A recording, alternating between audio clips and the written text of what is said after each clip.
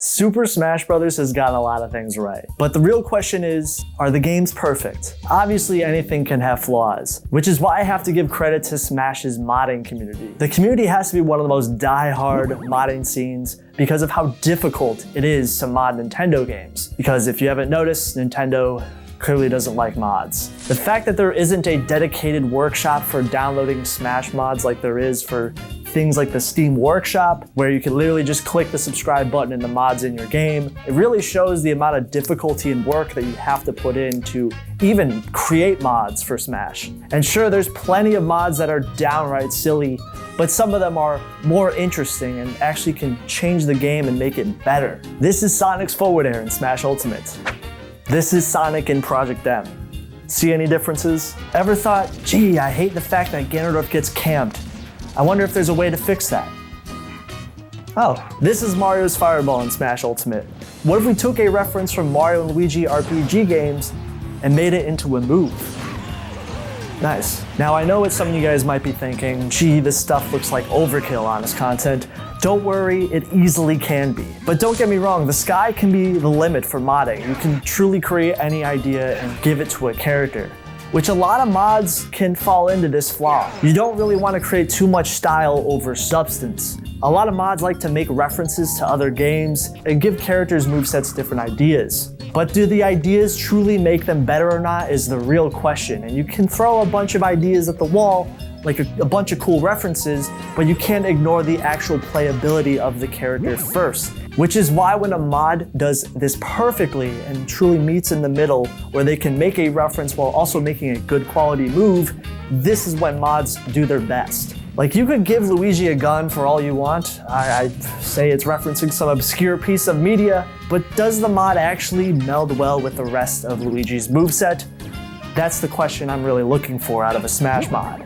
Oh, look at this. What if we gave Peach's float to more characters? I actually love the idea of more characters having floats, especially Mewtwo and Robin, where Mewtwo had a similar idea in Project M, and Robin, it makes sense for him having a float because he uses his wind tome. It's actually a really nice idea. Don't like that some characters are really bad in some Smash games? Well, don't worry, Project Plus is super fun and they have viable versions of every single character in the game, and they have a very tight-knit tier list. Bowser has a brand new fireball that actually gives him a way of dealing with projectile campers.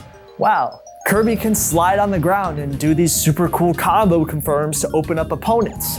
Sonic is one of Smash's more controversial characters. I know some people are going to defend the moveset the character has currently, but if you played any modded version of Sonic, you would actually maybe grow to like these changes. The goal of these changes is not to completely throw his moveset in the garbage, but simply just fix some of the flaws with Sonic. Some of my favorite Sonic mods are ones that mainly take away some of the more or less inspired moves and create new moves to try to give him more utility and more personality, like Project Plus Sonic, where they add a forward air that can meteor off stage, and I love this move. It's pulling from Sonic Battle, or a brand new down smash that is a breakdancing move that adds a lot of personality to a move that was just simply him balling up in the past, or doing the splits in some games. They even gave him a new side special, which is a more aggressive version of the move that can be used for rushing in, and you can wave dash out of it too, which is love this. In the more recent updates of HDR, they changed Sonic's side special completely, which I also like this too. I think Brawl's Crunch was what really affected Sonic the most, as he was one of the last characters added to the game, and it sort of ruined this iteration of Sonic for future Smash games, where now he's kind of considered very toxic in some corners of Smash Ultimate's community, especially when it comes to playing Sonic on Nintendo's laggy online service. And I think this could easily be fixed by changing a couple of moves in his moveset, and I think these changes could go a long way and people would actually be down for it. It's kind of like in Smash Ultimate when Ganondorf was given a sword, or when Link's bombs were changed to the Breath of the Wild bombs. These were very interesting changes to each character's moveset, but people were actually for them. Although Ganondorf was still a low tier, but that's besides the point.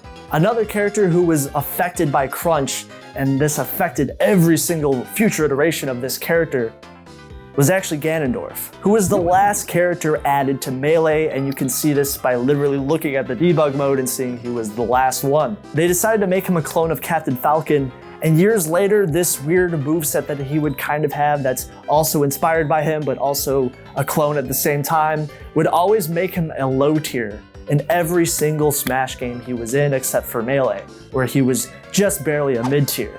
Well, Project Plus changed this by giving Ganondorf a cape attack that allows him to deal with minimal projectile spam.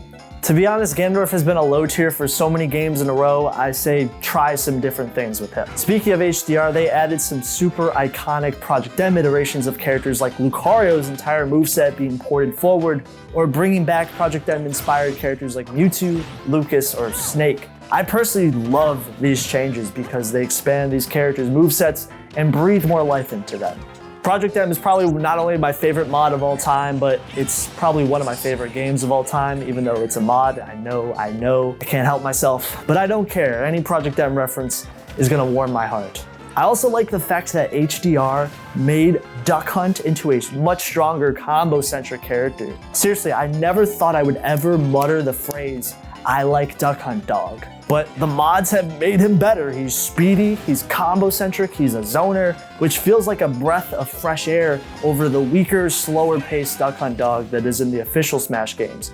No offense if you do like this version, I just think the HDR version is really interesting. Piranha Plant is now a stance character, and yes, I know it sounds really silly, but it's actually fun. Plant can transform into different movesets during a match with the taunt button, like Project M Samus being able to change from fire to ice movesets. Plant has access to a fire moveset, a poison moveset, and a spiky moveset that is a slower paced but harder hitting version of Plant's moveset. And you can actually play a somewhat viable version of Little Mac in this game too, which is actually very nice to see. I feel like these changes feel natural and fix some of the existing problems that these characters have sometimes had for multiple games in a row. New characters can also be added to any fangamer mod, and the goals of usually adding new characters is to expand the roster and add some characters that have maybe been highly requested but never quite made an official Smash game. If it's a fan game like Smash Flash 2, you don't really have to worry about the constraints of the engine that you're working around because it's a fan game. However, if you're trying to add new characters to, let's say, Smash Ultimate,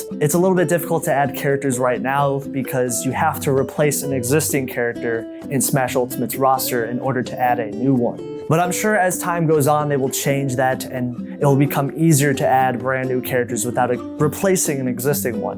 The same thing actually existed in Brawl for the longest time until Project M came around with their new groundbreaking clone engine for the time that allowed them to clone an existing fighter and simply edit over that moveset to create a new character. That's how Roy and Mewtwo were added to Project M way back in the day. The clone engine would eventually become outdated and Brawl's engine would evolve to the point where you could see rosters like this. You don't even need to use the clone engine anymore, and it's a little bit easier to add new characters than it ever has been before. So I'm sure Smash Ultimate will get to that point maybe one day. Some of my favorite new characters added would be Project Plus Knuckles. Project Plus has spent years trying to get this character right. They truly don't want to just add any random character to the cast, so they did take their time, and I think it turned out really well. Smash Flash 2 Crystal is really fun to play. Or Chibi Robo, that's also in the game, who I think has personally been robbed and should have been in Smash a long time ago. We've talked about the potential of new characters in Smash, but what about the stages? Some of you might be thinking,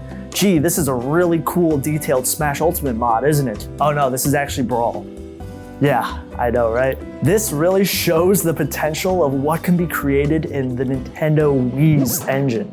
A lot of the stages in Project Plus have some really interesting platform layouts too that actually elevate its competitive play. This has to be one of my biggest pet peeves since Melee. And if some people have came to my stream at any point, you would actually find out that I'm actually colorblind. Yes, this is no joke. I've taken the test, I failed it every single time. I have red and green color blindness, which is actually the most common version of color blindness to have. And that means some skins in Smash are really hard to notice any major difference with. If I got robbed by the Mafia and they said, pick out Ganondorf's default skin right now, I'd probably be screwed. This has continued even to this day where I feel like some characters' palette swaps look awful. Look at Brawl Lucario or Pokemon Trainer. In Smash Ultimate to this day, I literally can't notice any difference between Cloud's skins And this bleeds into Sephiroth's skins too, where I can't even notice the major differences with some of these as well. Sonic skins are the same shade of blue. Why is Pac-Man just slightly different on his skins? They gave Lucario one green skin and they said, hey, forget about the rest of the colors, let's move on. This is one of the #1 things that I love that mods do is try to fix some of the characters that have really bad skins. I know the reason why some of these characters have bad skins, it's probably because of the rights of the characters literally don't allow them to be certain colors. I imagine Sonic's contract with Sega probably doesn't allow him to be any other color but blue. So some of these characters were given the wrong hand because of the contracts that they were probably given. Melee, for example, actually doesn't have equal amounts of skins for every character. There's actually Melee mods that exist right now that actually do exactly this and also give characters an equal amount of skins in the game, as another thing that affected Melee was not every character was given the same amount of palette swaps. And this probably has to do with crunch. Even Project M's team has figured out how to add palette swaps without replacing the existing character's model, which is how things like Dr.Mario were able to be figured out in Project M. Like even replace things like Mario's fireball and make it into a pill without replacing Mario's actual fireball. So it shows how talented the modding teams are at pushing past the boundaries of what is hard-coded in the game. Not trying to be blunt, just trying to be honest, Nintendo's online is pretty awful. It's always been terrible and it's inherently been this way for over a decade. I'll give it a pass at least back then because it was for free and it was the first time, but it's almost like to this day the online is just as terrible and the only difference is you pay for it now and the product hasn't really changed that much. Rollback has never been a thing for Smash games, even to this day, and it's leagues better than the netcode that is in Smash Ultimate. Melee was never designed with rollback or even online play in the game, so it was made by a bunch of fans. It allows a game to have a different environment to be expressed on, and it allows people to play Melee to this day. As of me writing this video, Brawl rollback is very close to being complete, and unlike Melee, Brawl actually had online baked into its engine, so on paper you would think maybe it's possible to do, and it actually is. They're currently working out the bugs right now. Many devs have come out and stated that it's very close to being complete. Thank you guys for watching this video. My newest album is available on Spotify, Zach Honest Sapphire, if you check it out. Thank you so much. There's a Patreon down below. You get access to the newest videos early. Take care. Hopefully you guys have a good one. Peace out.